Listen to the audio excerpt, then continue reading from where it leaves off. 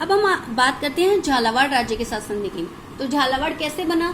झालावाड़ जो था, जब अंग्रेजों ने झाला जालिम सिंह के सहयोग से कोटा से संधि की थी, उसी वक्त जब पूरक संधि की थी, उसी में फूट के बीज बो दिए गए थे। इसमें ये नियम था कि भाई प्रशासन जो है वो झाला जालिम सिंह और उसके वंशज करेंगे, और जो शासन है वह उम्मे सिंह और उनके वंशजों के पास रहा। जब झाला जालिम सिंह की मृत्यु हो गई, उनके वंशज मदन सिंह की तत्कालीन कोटा महाराज से नहीं बनी, इसलिए उन्होंने कंपनी के सहयोग से उनसे प्रार्थना की कि उनके लिए अलग राज्य बना दिया जाए।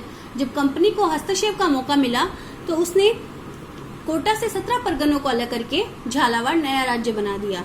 जिन 17 परगनों को अलग किया गया वो थे चेचट, सुकेत, आवेर, डग, गंगराट, झालरापटन, रिछवा, बकानी, वहनपुर, कोटला, भालता, सरड़ा, रटलाई, मनोहर थाना, फूल बड़ौदा, गुंजारी, चौकी, छिंपा, बड़ौद और शाहबाद। इस प्रकार अंग्रेजों ने कहा गया था कि उत्तराधिकार में किसी भी प्रकार का हस्तक्षेप नहीं करेंगे, बल्कि उन्होंने न केवल हस्तक्षेप किया उत्तराधिकार में, बल्कि एक राज्य का विभाजन ही कर दिया।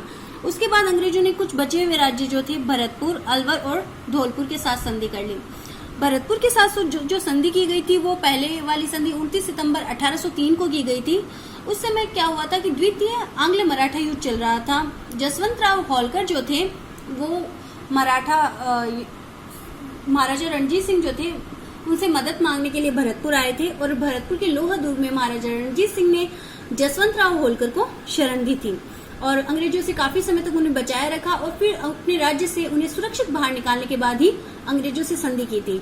बाद में ये संधि मान्य नहीं रही। इसके अलावा भरतपुर, अलवर और धौलपुर ऐसे राज्य थे जिनसे पहले 1818 से पहले संधियां कर ली गई थी, पर बाद में पुनः अंग्रेजों ने लॉर्ड हेस्टिंग्स में आने के बाद जो पहले संधियां रद्द हो चुकी थी उनको पुनः किया। इस प्रकार अलवर के महाराजा बख्तावर सिंह से 14 नवंबर 1803 को संधि की गई थी, उसको पुनः पुष्ट कर लिया गया बाद में। धौलपुर के शासक कीरत सिंह ने भी पुनः वापस 1818 की संधियों को स्वीकार कर लिया।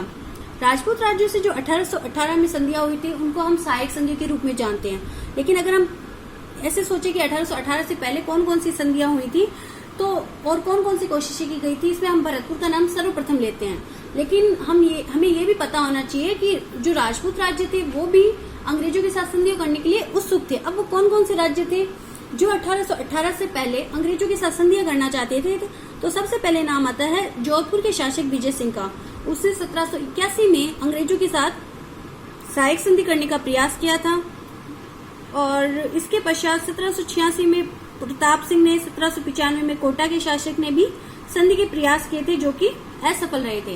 लेकिन जो पहली संधि हुई थी वो थी महाराजा रणजीत सिंह की, जो 29 सितंबर 1803 में अंग्रेजों के साथ हुई थी।